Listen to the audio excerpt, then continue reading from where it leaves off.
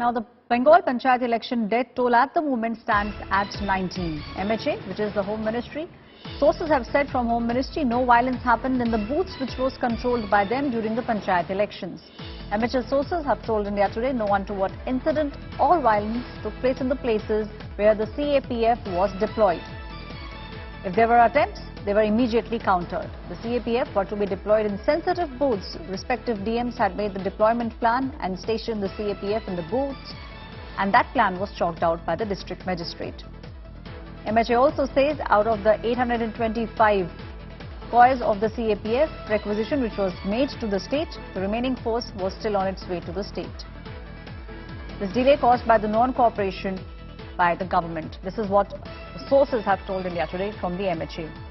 There was a court order. After the court order, central forces were sent to the state of West Bengal during the Panchayat elections. The death toll now mounts to 19. That means 19 people lost their lives in Panchayat election related incidents. My colleague Subrayani Roy is now joining me on the story.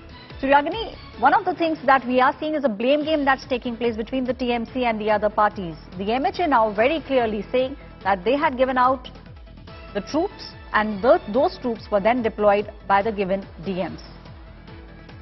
Firstly, there's a breaking point over here, a breaking news point over here as well, that the IG of the BSF over here in West Bengal, who was named the coordinator for all the central forces, which would be deployed for the polling after the High Court's order, he has written to the State Election Commissioner. He has written that, the list of sensitive booths was not, given to the CAPF authorities.